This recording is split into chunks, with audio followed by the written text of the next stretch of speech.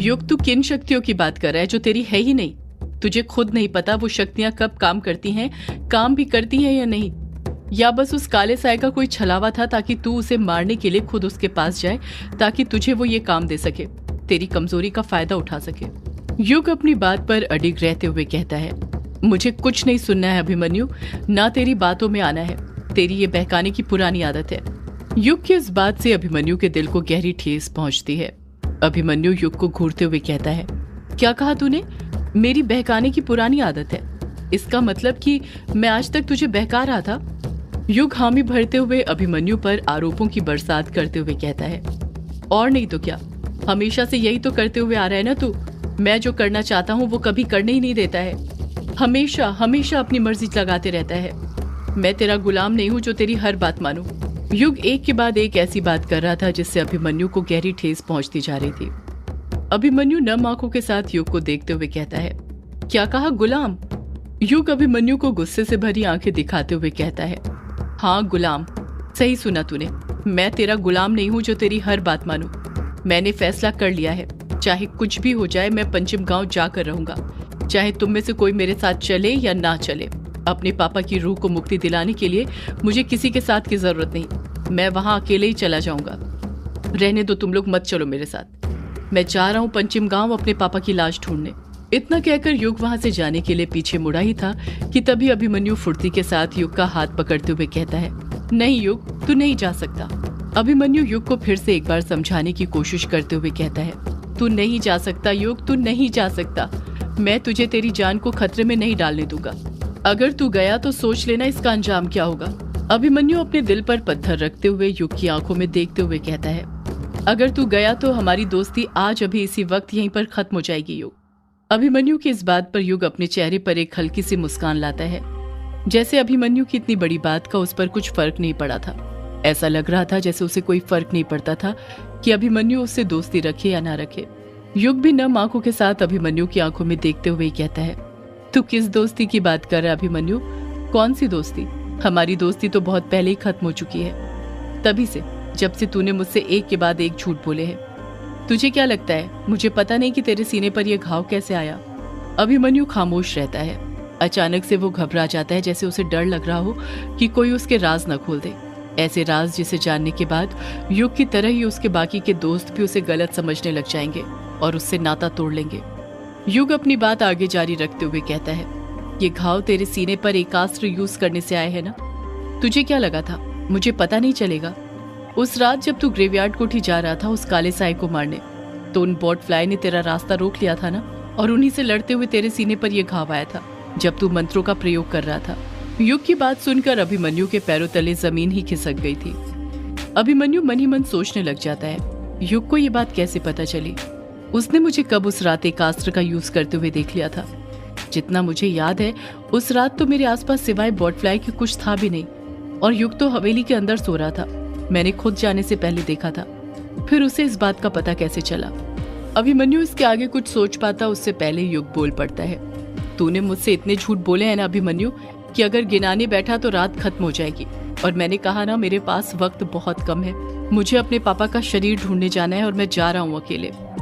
युग वहां पर मौजूद सभी लोगों की तरफ बारी बारी देखते हुए कहता है, मैं सालों से एक भ्रम में जी रहा था और आज मेरा वो भ्रम टूट गया है। आज मुझे पता चला है कि ना मेरा कोई सगा परिवार है और ना मेरे कोई दोस्त हैं। इस दुनिया में कोई आपका अपना नहीं होता है, बस कहने के साथ होते हैं, पर जब जरूरत पड़ती है तो अपने कदम पीछे खींच लेते हैं। इतना कहकर युग उस कमरे से बाहर निकलता है और धड़ाम से दरवाजे को बंद कर देता है। ऐसा लग रहा था जैसे उसने अपने अंदर का सारा गुस्सा उस दरवाजे को बंद करने पर लगाया हो। युग के जाने के बाद कमरे के अंदर अचानक से खामोशी छा जाती है। अभिमन्यु को एहसास होता है कि उसे कायर, कछुआ और डायना से झूठ नहीं बोलना चाहिए था। उन्हें बता देना चाहिए था कि उसने एकास्त्र का यूज किया था, पर वो जानता था कि अब वक्त निकल चुका था, उसे काफी देर हो गई है। कभी कभी हमें चीजें वक्त रहते कर लेनी चाहिए, वरना जब वक्त निकल जाता है तो काफी पछतावा होता है, जो इस वक्त अभिमन्यु को हो रहा था। कछुआ अभिमन्यु को घूरते हुए कहता है, अभिमन्यु तूने हमें बताया क्यों नहीं था कि तूने एकास्त्र का यूज किया था? अभिमन्यु कुछ जवाब नहीं देता है। उसकी खामोशी उसके अंदर की शर्मिंदगी को साफ बयां कर रही थी। अचानक से उसके सीने का दर्द वापस से बढ़ गया था, उसे घुटन सी होने लग गई थी। कछुए के कहते ही कायर भी झट से बोल पड़ता है, मतलब तेरे सीने पर यह घाव एकास्त्र यूज करने से आया था, वही एकास्त्र जिसमें तूने महाडायन का हीरा लगाया था। पर तूने इतनी बड़ी बात हमें बताई क्यों नहीं? अभिमन्यु कुछ कहता उससे पहले ही डायना अभिमन्यु का पक्ष लेते हुए कहती है, तुम सबकी सलामती के कारण कायर, तुम्हें तो पता ही अभिमन्यु तुम सबकी कितनी चिंता करता है। उसे डर था कि कहीं उसने तुम्हें ये बात बता दी तो तुम और न डर जाओ, और देखो आज युग के कारण वही हुआ ना, तुम डर ही रहे हो ये बात जानकर। डायना के जवाब पर कायर और कछुआ एकदम शांत हो जाते हैं। दोनों के पास कहने को कुछ नहीं था। और इधर अभिमन्यु युग के बारे में सोच रहा था। उसे युग की फिक्र होने लग जाती है। वो ये सोच सोच कर परेशान होने लग जाता है कि युग अकेला पंचम गांव जाने के लिए निकल गया है। अभिमन्यु पूरी तरह श्योर था कि ये उस काले साए की कोई खतरनाक चाल है। अभिमन्यु को युग की और भी ज्यादा चिंता सताने लग जाती है। अभिमन्यु खुद से बड़बड़ाते हुए कहता है, मुझे जाना होगा मुझे। मैं युग को इस तरह अकेला नहीं छोड़ सकता, वो दोस्त है मेरा, मुझे जाना होगा। इतना कहकर अभिमन्यु ने युग को रोकने जाने के लिए अपने 3-4 कदम ही आगे बढ़ाए थे कि तभी उसके पैर लड़खड़ा जाते हैं और वो धड़ाम से पेट के बल गिर जाता है। ये देख डायना फुर्ती के साथ अभिमन्यु के पास जाते हुए चीखती है, अभी। कायर और कछुआ भी हड़बड़ाहट के साथ अभिमन्यु के पास जाते हैं और अभिमन्यु को उठाने लग जाते हैं। अभिमन्यु दर्द से कराहते हुए बड़बड़ाता है, रोको युग को, रोको, उसे मत जाने दो अकेले। दर्द से कराहते वक्त भी अभिमन्यु युग के बारे में ही सोच रहा था। डायना मन ही मन सोचने लग जाती है, आखिर ये अभी किस मिट्टी का बना है? इस युग ने इतना सब कुछ सुनाया इसे, और यह है कि अभी भी उसी के बारे में सोच रहा है। अब तो चले गया है वो यहाँ से मरने के लिए। अच्छा ये मर जाना चाहिए उसे, कम से कम छुटकारा तो मिलेगा।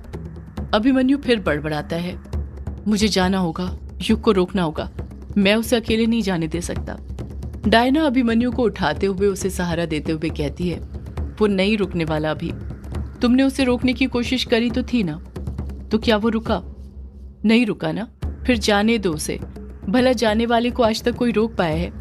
कछुआ भी डायना का साथ देते हुए कहता है, हाँ अभिमन्यु, डायना ठीक कह रही है, युग नहीं रुकने वाला, जाने दे उसे। जब इंसान की बुद्धि भ्रष्ट हो जाती है तो वो ऐसे ही काम करता है।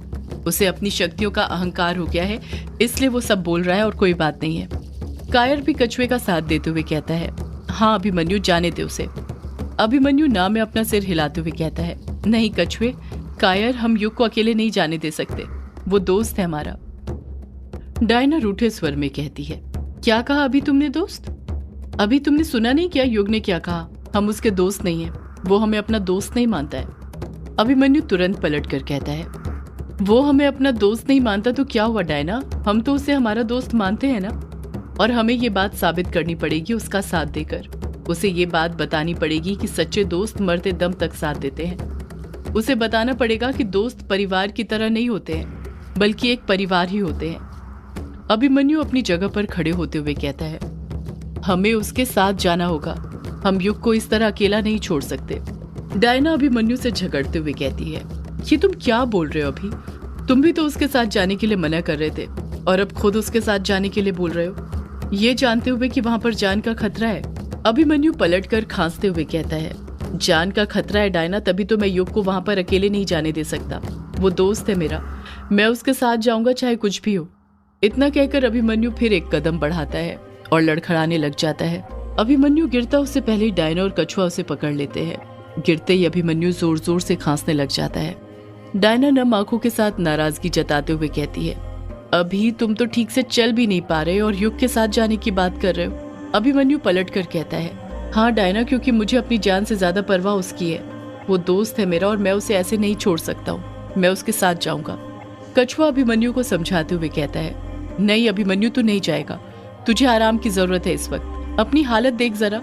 कायर भी अभिमन्यु को समझाते हुए कहता है, हाँ अभिमन्यु, तुझे आराम की जरूरत है, कछुआ ठीक बोल रहा है, तेरी हालत ठीक नहीं है। अभिमन्यु फिर बड़बड़ाते हुए कहता है, नहीं मैं युग के साथ जाऊंगा, मैं उसे अकेला नहीं छोड़ सकता।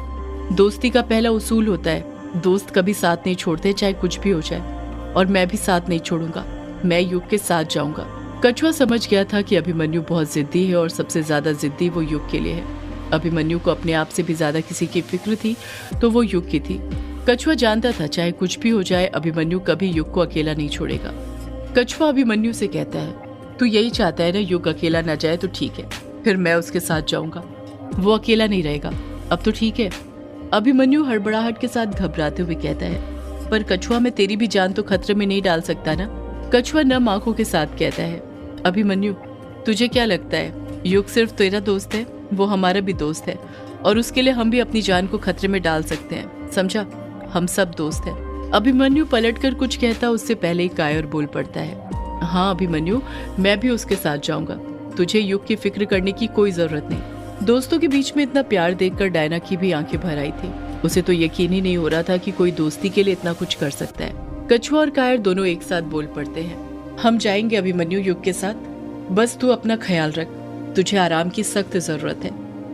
इतना कहकर अगले ही पल कायर, कछुआ, अभिमन्यु तीनों एक साथ गले मिल जाते हैं। उन तीनों के अलग हटते ही डायना नम आंखों के साथ कछुए और कायर को देखते हुए कहती है, तुम दोनों भी अभी की चिंता मत करना, उसका ख्याल रखने के लिए मैं हूं ना। तुम दोनों बस अपना और युग का ख्याल रखना। सुना है पंचम गांव में जगह जगह पर मौत मंडराती है, सोच समझ कर कदम रखना। देखोगे, सोचोगे, ढूंढोगे तो पाओगे, हड़बड़ाओगे तो मारे जाओगे। डायना की बात सुनते हुए कायर मन ही मन सोचने लग जाता है, ये क्या बड़बड़ा रही है। कायर इसके आगे कुछ सोचता उससे पहले ही कछुआ कायर का हाथ पकड़ते हुए कहता है, चल चल अब जल्दी, बहुत देर हो गई है। कायर और कछुआ कमरे से बाहर निकलते हैं और सीधे युग के कमरे में पहुंचते हैं तो देखते हैं कि वहां पर युग नहीं था। वो युग को ढूंढने लग जाते हैं पर युग उन्हें नहीं मिलता है। वो समझ जाते हैं कि युग अकेले पंचम गांव जाने के लिए निकल गया है। वो भी तुरंत हवेली से निकलने लग जाते हैं। कछुआ और कायर अभी हवेली से बाहर निकले ही थे कि तभी कायर को कुछ याद आता है और वो अपने सिर पर हाथ रखते हुए मन ही मन सोचने लग जाते हैं, शिट, वो लाना तो भूल ही गया, वो मुझे लाना होगा, उसके बिना मैं नहीं जा सकता हूँ। कायर कछुए से कहता है, कछुए तो यहीं पर है, मैं 2 मिनट में आए वो लेकर। वो लेना तो मैं भूल ही गया था, उसके बिना नहीं जा सकते। कछुआ मुंह बनाते हुए परेशान होते हुए कहता है, क्या लेना भूल गया अब तू? सदियों से है पुरानी ये है यक्षिणी की कहानी। यक्षिणी एक आग है, यक्षिणी तेरा ख्वाब है।